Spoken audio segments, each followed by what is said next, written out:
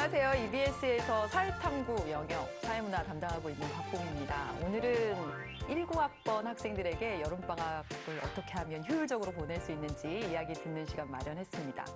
오늘이 너무너무 설레어가지고 녹화 시작하기 5시간 전부터 온 조성진 학생 나와 있습니다. 안녕하세요. 네, 안녕하세요. 저는 한국항공대학교 자유전공학부 19학번 재학 중인 조성진이라고 합니다. 네, 반갑습니다. EBS까지 2시간 넘게 걸렸다고 그랬죠. 네, 버스 타고 지하철 타고 2시간 넘게 걸려서 온 박재성 학생 나와 있습니다. 안녕하세요. 안녕하세요. 저는 고려대학교 경제학과에 재학 중인 19학번 박재성입니다. 대학 생활이 너무 재밌어서 기억이 나려나 모르겠는데 고3 여름방학 어떻게 보냈어요? 잘 보냈어요? 수시를 통해서 대학교를 입학한 케이스라서 1학기가 끝나고 조금 나태해졌었던 기억이 나는데요. 그래도 사관학교를 목표로 하고 있었기 때문에 그 사관학교의 국어, 영어, 수학을 준비하기 위해서 다시 마음을 다잡고 공부를 했던 것 같습니다. 그랬더니 국영수의 과목의 실력은 조금 더 향상되었던 것 같습니다. 저는 수능 최저 학력 기준과 그리고 자기소개서를 쓰는데 좀 할애를 많이 한 것 같아요.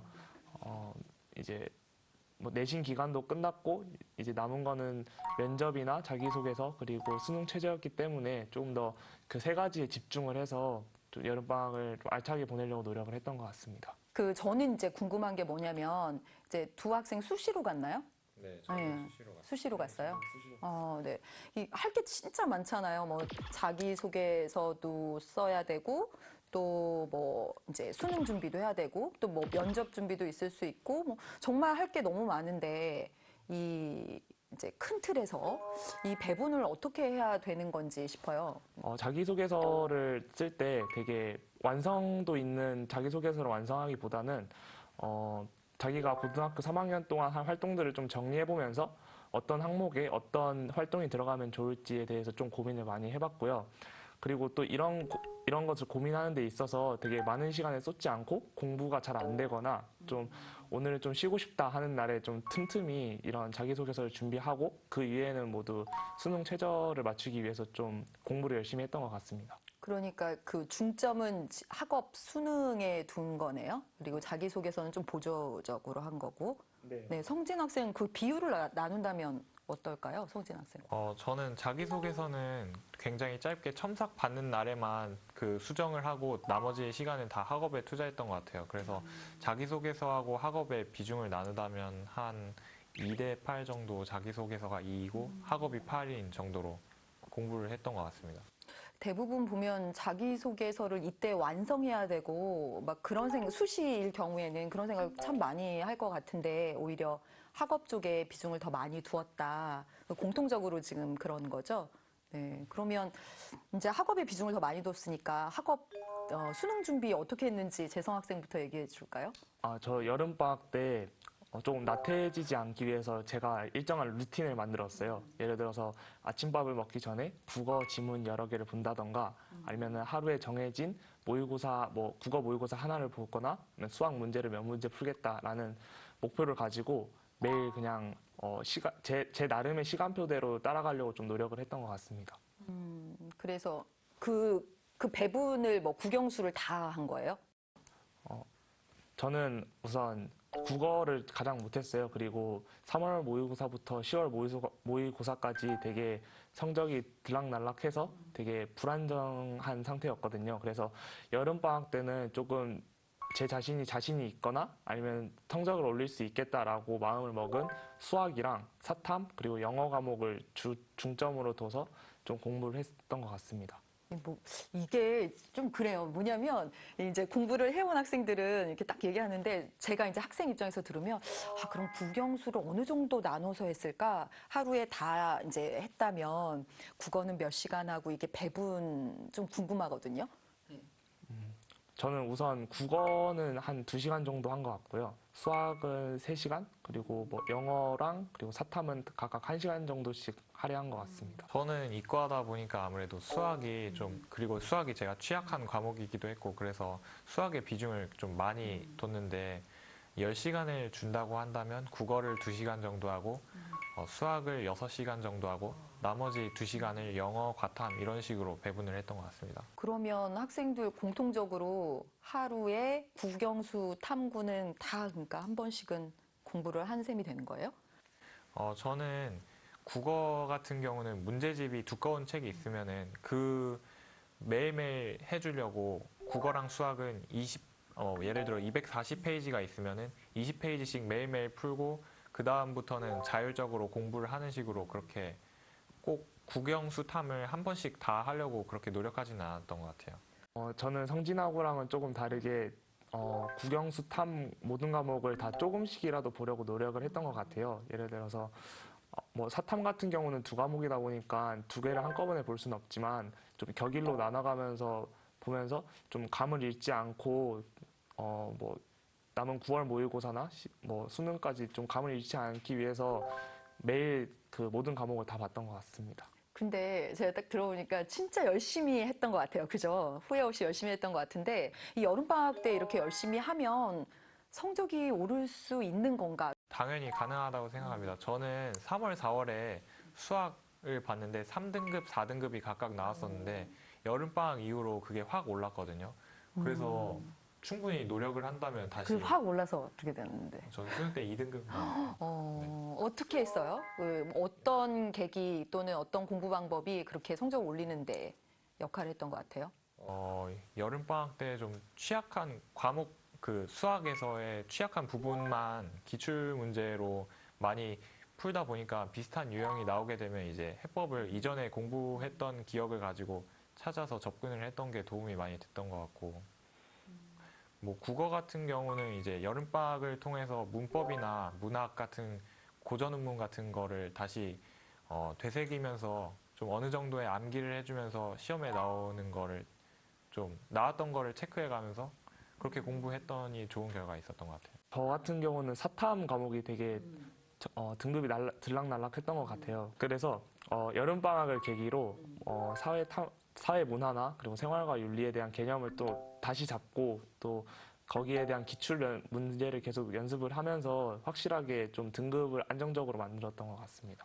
중요한 건 일희일비하지 않는 것 같아요. 등급 나온 거에 대해서 일희일비하지 않는 것 같은데 영어는 또 절대 평가잖아요. 그래서 아무래도 좀 지금 국어 수학 얘기를 또 많이 하기도 했고 영어 공부는 어떻게 했는지 좀 궁금한데요.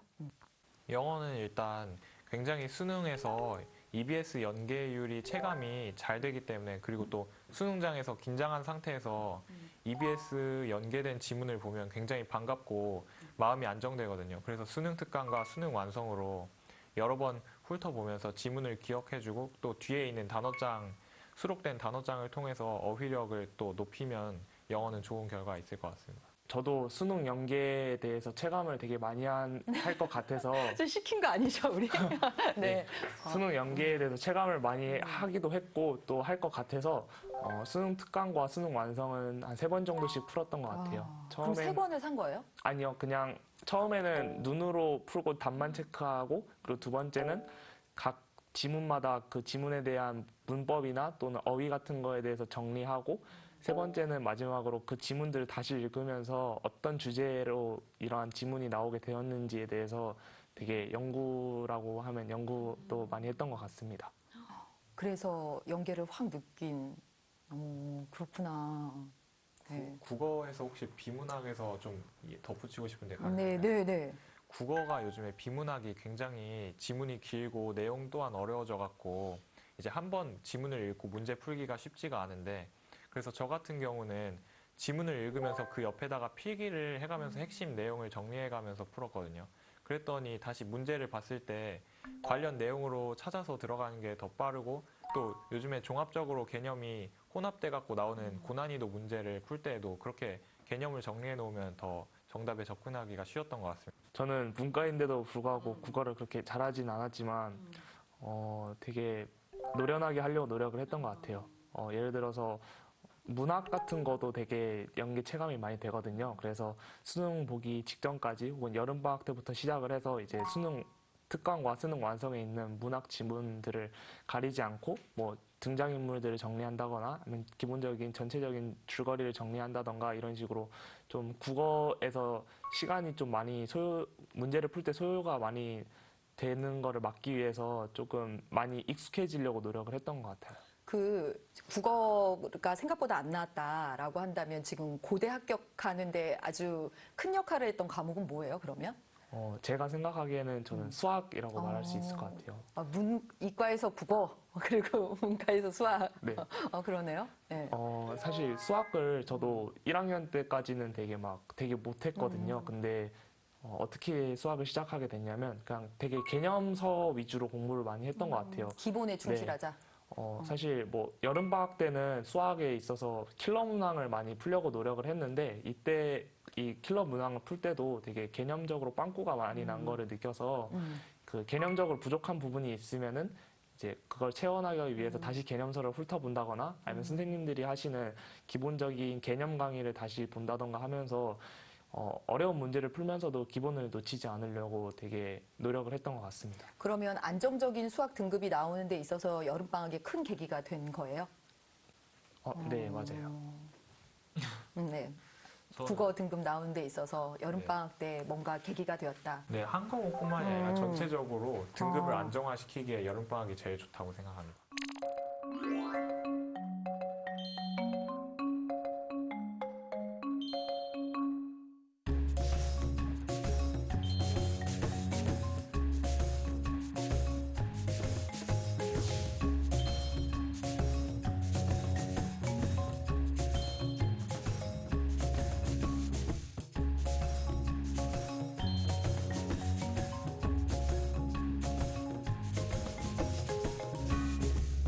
네, 지금 학생들한테 얘기를 들으니까 여름방학 동안 자기소개서, 특히 이제 수능 위주로 공부를 했고, 자기소개서에 완전 막 완성도를 완벽하게 해놓기보다는 이제 한 20%, 30% 정도의 비중을 두고, 그리고 학업에 몰두해서 안정적인 등급을 만들었다. 이렇게 얘기를 해주었습니다. 근데 이제 제가 진짜 궁금한 것은 이제 뭐 생활 패턴이라든가 마음가짐이라든가 이런 측면이거든요. 또 이때 스트레스도 진짜 많이 받잖아요. 네. 그래서 시간 관리 어떻게 했는지 뭐 이런 얘기를 좀 듣고 싶은데 시간 관리 얘기부터 해줄까요? 네. 아침에 일어나서 뭐 국어 지문을 풀고 그리고 집에서? 집에서 풀고 아침을 먹고 바로 독서실에 가지 않고 집에서 조금 휴식을 취하다가 그때 엄마가 막 뭐라 안 해요? 네, 그때 말 하지는 않았어. 네. 그래서 하고 이제 바로 독서실에 가서 독서실에서 점심을 고르고 4시나 5시쯤에 좀 이른 저녁을 먹었던 걸로 기억을 해요. 그렇게 하면은 또 아침을 먹고 졸리는 것도 막을 수 있고 좀 집중하는 시간을 오래 가질 수가 있어서 저는 점심을 고르는 방법을 좀 추천 아닌 추천을 하고 싶습니다.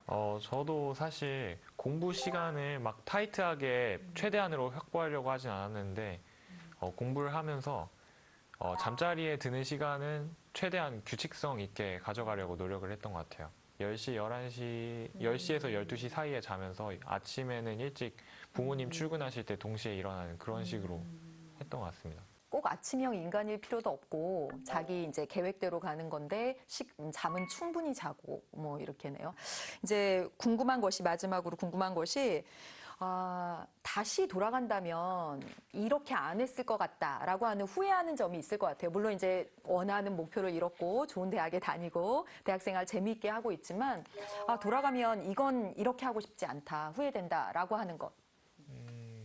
저 같은 경우는 좀 더 스트레스를 받을 때 스트레스를 좀 더 잘 해소했으면 좋았지 않았을까 생각을 해요. 왜냐면은 스트레스가 고3 1학기가 끝나고 나면 스트레스가 많은 상황인데 그것을 해소하지 않은 채로 다시 공부를 시작하려고 하면은 공부 효율도 떨어지고 더 마음적으로도 부담감도 더 커진다고 생각을 하거든요. 그래서 스트레스를 잘 해소하는 각자만의 방법을 가지고 스트레스를 잘 해소하고 공부를 하는 게 중요하다고 생각합니다. 그러니까 공부가 안 될 때는 과감히 딱 이렇게 놓고 딱 쉬어주는 게 좋다. 네. 근데 막 붙들고 있었었어요. 네, 그때는. 그때는 너무 공부 시간에 대한 강박이 강해서 그때 뭐 몇 시간이면 몇 시간을 채워야 오늘은 마음이 안정이 되고 그런 게 있었었기 때문에 저는 여름방학 때 되게 후회했던 게 여름방학 계획을 너무 욕심 있게 잡았던 것 같아요. 예를 들어서 이제 생기부 마감도 마지막이니까 부족했던 독서도 채우고 싶은 마음에